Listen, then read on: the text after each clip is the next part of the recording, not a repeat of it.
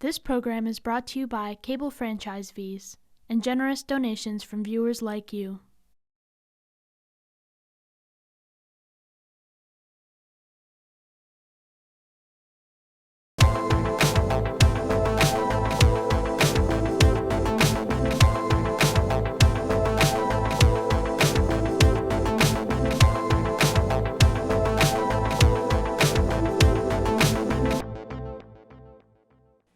Hello and welcome to the Amherst Weekly Report with Amherst Media. I'm Abby Gracie. And I'm Asia Reed.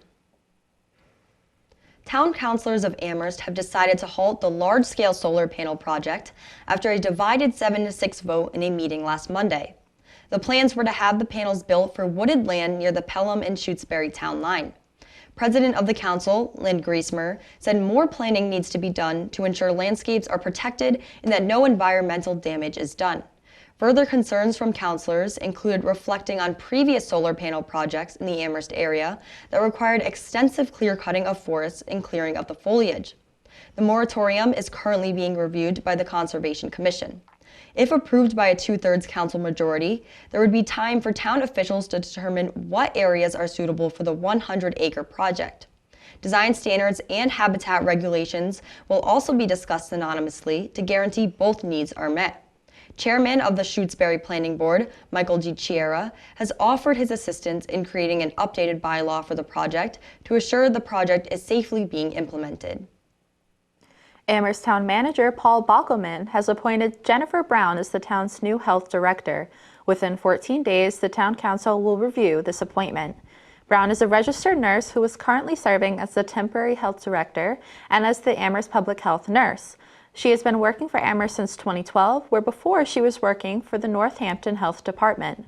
She has also worked at the Bay State Medical Center in Springfield, South Coast Hospital in New Bedford, New England Medical Center in Boston, and New York Hospital in New York. She received her Bachelor of Science in Nursing at Boston University and her Master of Science in Nursing Science at UMass Amherst. According to the news page on the Town of Amherst website, Brown is focused on, quote, building a strong health department with a commitment to developing staff capacity and skills. Hadley's Finance Committee is against the creation of a higher tax rate for industrial and commercial property bills. The Finance Panel has decided to give this break to homeowners because property tax bills are anticipated to rise to about $400. This is the largest increase of a jump in tax bills in the town's history. One committee member said it is unfair to businesses to implement a higher tax rate because of the negative effects COVID has had on companies financially.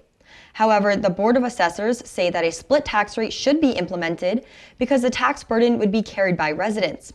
The Finance Panel voted 3-1 against the split tax rate, and some believe it will be more beneficial for the town in the long run. Chairwoman Amy Fiden said she is aware that not doing a split tax rate will be a burden for residents, but she is worried about businesses closing. Assessor Dan Zonick is not as worried about businesses and said the shift to a single tax rate should not be difficult for the 2022 year. The Massachusetts Senate passed a $3.8 billion American Rescue Plan Act package last week. Some of these funds will go to Western Massachusetts. It was passed unanimously, 38-0. The financial aid will, quote, improve local public health systems, provide storm damage disaster relief, and fund environmental work and internet infrastructure, according to the Daily Hampshire Gazette. Senator Joe Comerford of Northampton had an amendment passed that introduces a minimum local health standard throughout the state and makes sure that the state contributes financially to it. Senator Adam Hines of Pittsfield offered 2 amendments. One will help to allocate funds to places that have been hit hard by storms and caused millions of dollars in damage, like in Western Mass, where some towns had over $20 million in damage from storms over the summer, according to Hines. The other amendment helps to pay back some of the debt of towns that have invested an enormous amount of money to keep up with the digital age and build their internet infrastructure. $1.5 million will go to the Waste Energy and Testing Center at UMass Amherst, which provides the state's water testing services to ensure there are no synthetic substances in the water. About $800,000 will go to housing infrastructure and shelters in Hampshire and Franklin counties. The Amherst Town Council has proposed a surveillance technology oversight bylaw. The purpose of the bylaw is to regulate the surveillance data from the town of Amherst to protect the privacy of individuals while also promoting safety and security.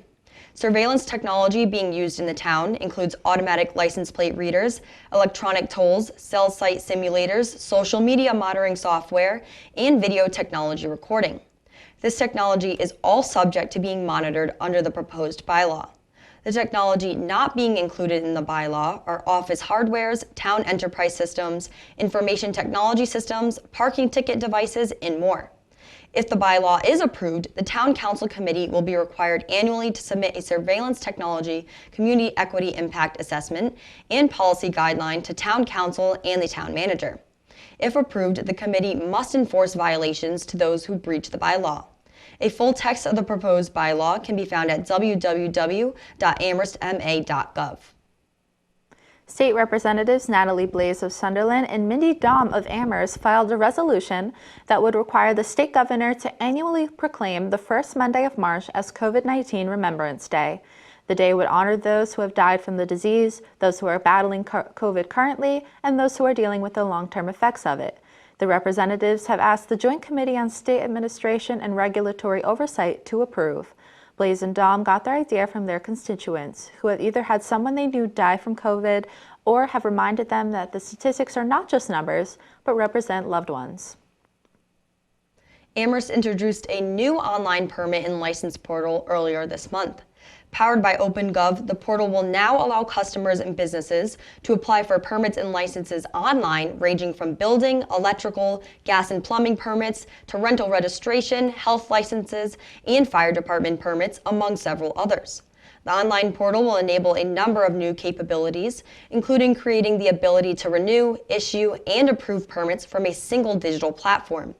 It will also provide businesses and residents with access to critical information regarding the process and improve community insights for more informed decision-making.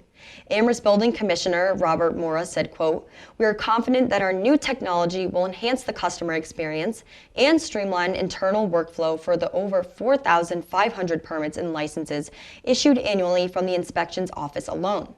The town will continue to add more permit and license applications through the portal in the upcoming weeks. And now here's Tyler Beraldi with this week's sports report. Thanks, Asia. Another week, another crushing Minuteman football defeat, as UMass got blown out 35-10 by the UMaine Black Bears. The first quarter of play following head coach Walt Bell's firing showed promise, as the team scored 10 unanswered points to start the game, led by quarterback Brady Olson. As UMass fans have come to expect by this point, however, this promise was short-lived. The Minutemen failed to score in any capacity following this initial success, while being outscored by at least a touchdown in every quarter thereafter. The sole silver lining for this storm of mediocrity came in the form of running back Ellis Merriweather, rushing for 177 yards on 29 carries in the contest and continuing his penchant for success in the face of defeat. Minuteman football will mercifully enter the final 2 weeks of their season against the Army tomorrow at noon. As the search for a new head coach continues, UMass fans can only hope that the next signal caller is able to bring about a franchise resurgence, and that next season we'll be able to see more sunshine than silver linings. Amherst College found themselves in a similar position this week, albeit in a much more tightly contested matchup, as the 135th annual Biggest Little Game in America saw the Mammoths fall to Williams College 24-19 in the conclusion of their season. The game initially appeared to be a UMass-esque blowout, as the Mammoths faced a 24-6 deficit in the third. But as they've managed to do all season, Amherst rallied, scoring 13 unanswered and falling just a touchdown short of reaching overtime. Williams' victories served to lock in an undefeated season, as well as the NES, CAC, and Little 3 championships. Although a championship wasn't in Amherst College's endgame this season, the team overall had a solid outing, finishing 5-4 with 3 of those 4 losses coming down to a single score. Here's to hoping that next season, the Mammoths can close out a few more of those tight contests and bring a title back home to Amherst.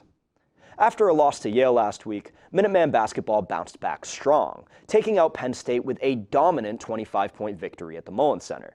Revenge was best served in red and white this week, as forward Trent Buttrick continued his streak of team-leading performances, scoring 19 points while securing 9 rebounds and 6 assists against his former team.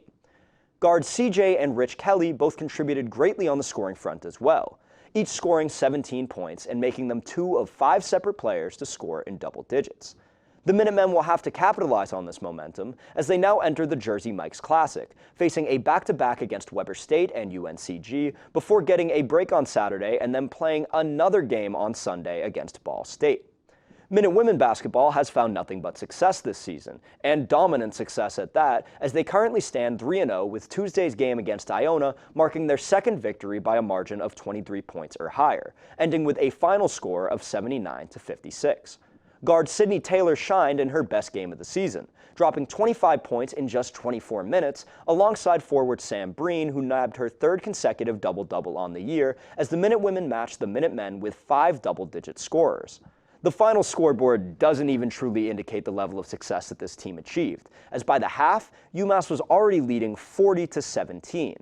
Next up, UMass will be playing Holy Cross on the road tonight at 6 o'clock. UMass hockey didn't find the same success that its basketball teams did, however, as the Minutemen's back-to-back contest with BU ended in a tie and a loss, 2-2 on Friday and 3-4 on Saturday. Friday's contest saw UMass score twice in the opening period before being shut out for the rest of the game, including 2 overtime periods. Nonetheless, at that point, their undefeated streak technically remained intact, at least until Saturday, where BU found a way to claim victory. This game similarly ended in a draw by the end of regulation, as Boston scored a game-tying goal with less than 4 minutes to go. This time, the Terriers sealed the deal in OT and sent the Minutemen packing, snapping their 7-game undefeated streak in the process. All great champions persevere, however, which UMass will have to do as they enter a weekend series with UNH starting tonight at 7 o'clock in the Mullins Center. Back to you, Asia. Thank you, Tyler, and thank you for tuning in to the Amherst Weekly Report. I'm Asia Reed. And I'm Abby Gracie. We'll see you again at the same time after the short holiday break.